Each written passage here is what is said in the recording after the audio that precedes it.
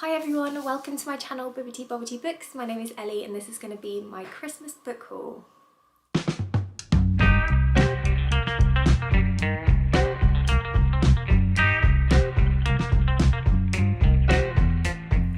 So firstly, I want to wish you all a very happy new year. I really hope that 2024 is going to be a great one for you, and I'm going to be kicking off this year with a good old-fashioned book haul because I love watching people's book hauls. I love seeing what people got for Christmas, and so I thought it'd be fun to share with you the gifts that I got for Christmas. I am very aware that I'm incredibly privileged and so fortunate to have gorgeous friends and family in my life that gifted me some books for Christmas, and I'm also going to share with you some books that I treated myself for Christmas, because if you can't treat yourself at Christmas, when can you? So yes, I've got a fair stack of books to go through today, so I'm just going to start and jump in. They're in no particular order. I'm just going to grab off the stack beside me and let's go. So the first book is A Study in Drowning by Ava Reid.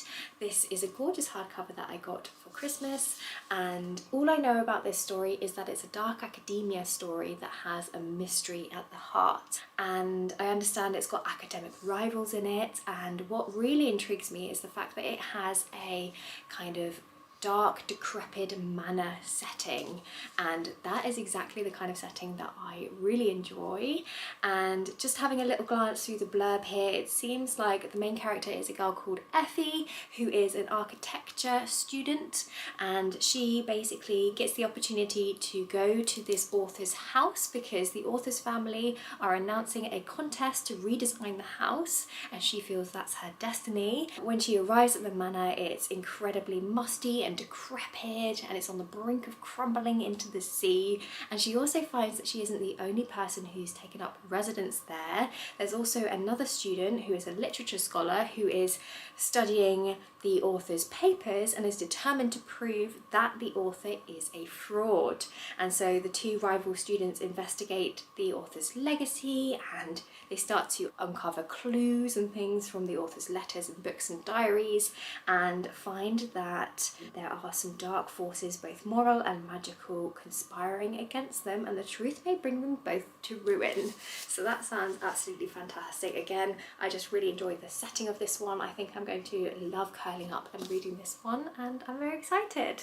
The next book that I have is Emily Wilde's Map of the Otherlands, written by Heather Fawcett. So this is the second book in a fantasy series. The first book was Emily Wilde's Encyclopedia of Fairies, and I read that one at the beginning of last year and really enjoyed it. So I'm very excited to get my hands on the second book. And I mean, look at this gorgeous cover. It's so cozy and inviting.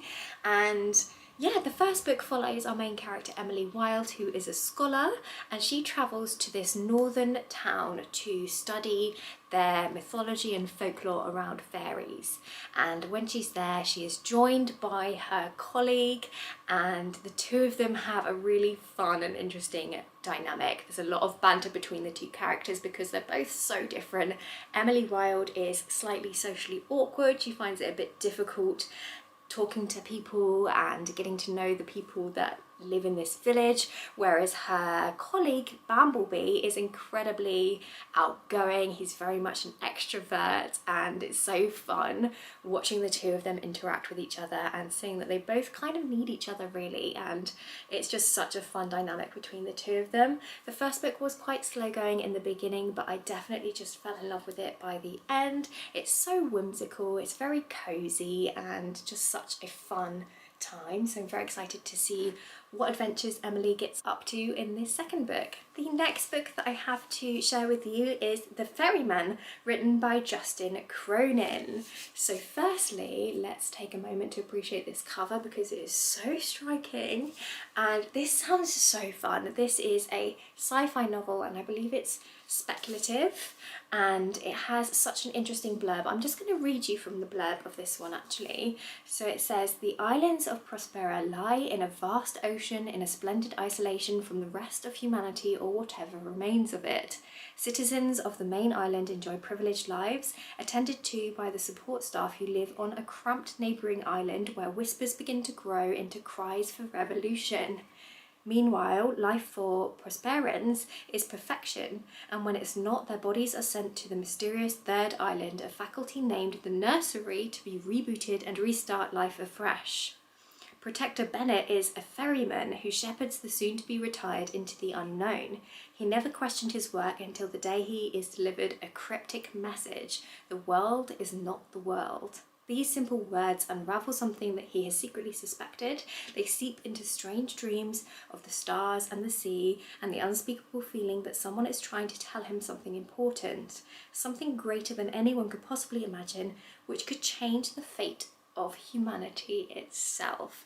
How good does that sound? I am so intrigued. It sounds like such a unique premise, and yeah, I'm so excited to sink my teeth into this one. It is quite thick, which does intimidate me slightly, but it comes with some really high praises, and one of my goals for 2024 is to read more sci-fi, so I'm very pleased to have this in my collection. Okay, so the next book that I want to share with you is a horror, and that is A Haunting on the Hill, written by Elizabeth Hand. And it says Elizabeth Hand returns to the world of Shirley Jackson. So this book is actually set in the same place as the original A Haunting of Hill House by Shirley Jackson, and that just really excites me because I love that original horror book. It's one of my favourite classics, and I'm very excited to return to Hill House and to find out what creepy things await. And I'll just give you a little read. So it says, playwright Holly Sherrin is close to her big break, having received a grant to develop her new play. All she needs is time and space to bring her vision to life. Then on a weekend away, she stumbles upon Hill House, an ornate if crumbling Gothic mansion near hidden outside a small town. Soon Holly's troupe of actors, each with ghosts of their own, arrive at Hill House for a creative retreat, but before long they find themselves at odds not just with one another but with the house itself.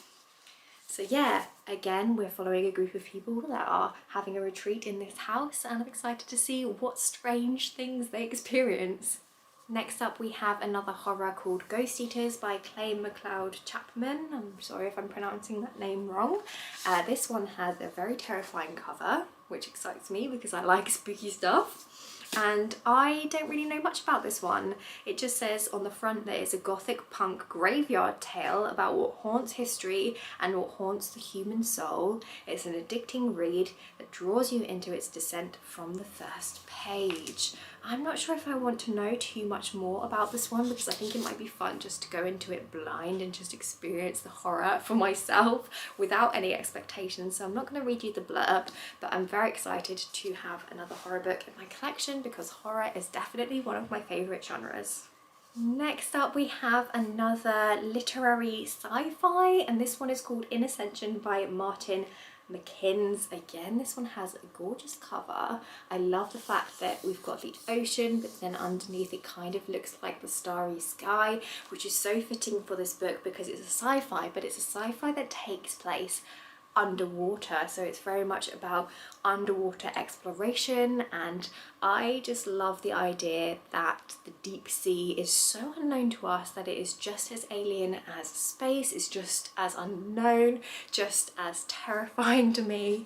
And so I'm very excited to get my hands on this book. I think it might be dealing with some quite heavy themes as well. It's definitely a literary sci-fi, but I'm very excited because it comes with a lot of rave reviews. I'm going to read you from the inside. So this says, Lee grew up in Rotterdam, drawn to the waterfront as an escape from her unhappy home life and volatile father. Enchanted by the undersea world of her childhood, she excels in marine biology, travelling the globe to study ancient organisms. When a trench is discovered in the Atlantic Ocean, Lee joins the exploration team hoping to find evidence of the Earth's first life forms. What she instead finds calls into question everything we know about our own beginnings. Okay, next up we have Wool by Hugh Howey. So this is a sci-fi apocalypse story, and it's the first in a trilogy, I believe.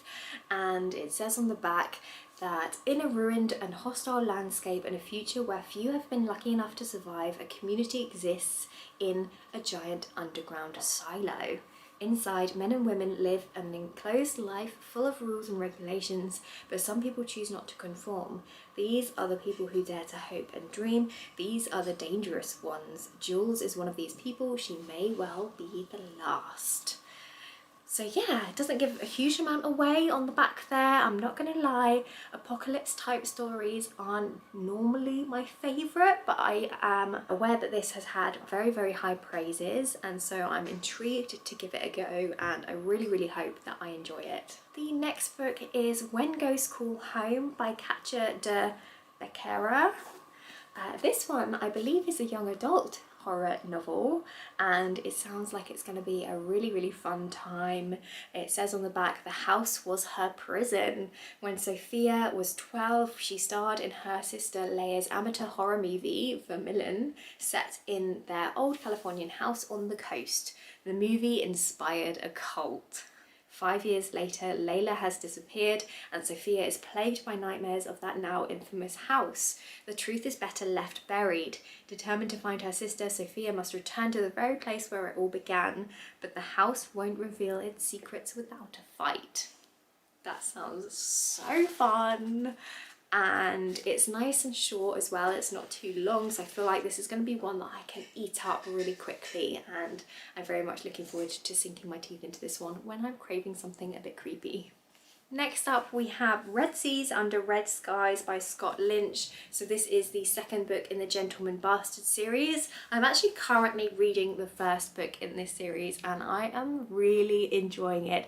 The world is so vivid and fun and interesting, and I'm really enjoying our main character, and I don't know a huge amount about the overarching plot because this is one that I've just gone into fairly blind because I know that this is a very highly acclaimed fantasy series, and so I just wanted to dive straight in.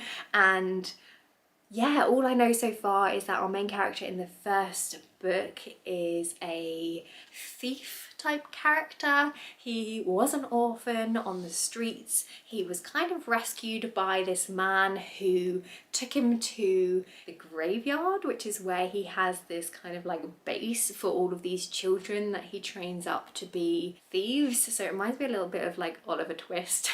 You got a pickpocket or two. And yeah, the main character was someone who worked for this man, but he was almost too good at thieving and actually became a little bit of a problem. And for that reason, he ended up getting given to this priest type character, and then we flash forwards to when he's an adult and he is a member of this gang called the Gentleman Bastards who are pulling off all of these crimes, I guess.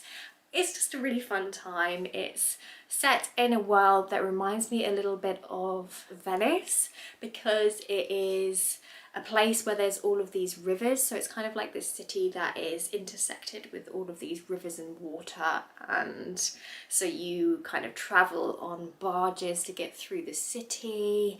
And it's also really cool because you've got this human city, but there's also these big glass towers and these glass bridges that glow at night, and those, I believe, may or may not be alien or otherworldly, and I don't know, that's just a really cool aesthetic. Anyway, basically, tangent aside, I've been enjoying the first book, and so I'm very excited to get my hands on the second book in this series because I've got a feeling I'm probably going to want to go straight from the first into the second. Next up we have The Bell Jar by Sylvia Plath. So this one is a classic and it was published in 1963, and it's about a woman's descent into madness as far as I'm aware. It sounds really, really interesting. It says the novel is partially based on Plath's own life and has become a modern classic, celebrated for its darkly funny and razor-sharp portrait of a society which refuses to take women's aspirations seriously, and it's sold millions of copies worldwide. So yeah, I'm excited to try this one, and classics are slightly intimidating to me. I haven't read that many classics, but I really want to change that because I think it's so interesting to go back and to read books that have been influential to our society and our culture, and I want to be more educated in literature, so I'm excited to give this one a try, and I really, really hope that I enjoy it. Okay, and then I've got a couple of sci-fis that I treated myself to. The first one is The Left Hand of Darkness by Ursula K. Le Guin. I really want to read more from this author. I've heard nothing but fantastic things about this book, and I just really feel like Ursula K. Le Guin is going to be an author that I love. I really, really hope so anyway. I understand that her work is quite influential. She used the sci-fi genre to really push boundaries and to examine society and to question things, and that really, really excites me. And I believe this novel looks at our society's idea of gender, because it's looking at a different alien species who have a different way of experiencing or understanding gender, and so that sounds really, really interesting to me. It's also got a wintry setting, I think, so that should be perfect for this time of year, and yeah, I'm excited to try it. So it says on the back, love doesn't just sit there like a stone, it has to be made like bread, remade all the time, made new. Two people, until recently strangers, find themselves on a long, tortuous and dangerous journey across the ice. One is an outcast forced to leave his beloved homeland.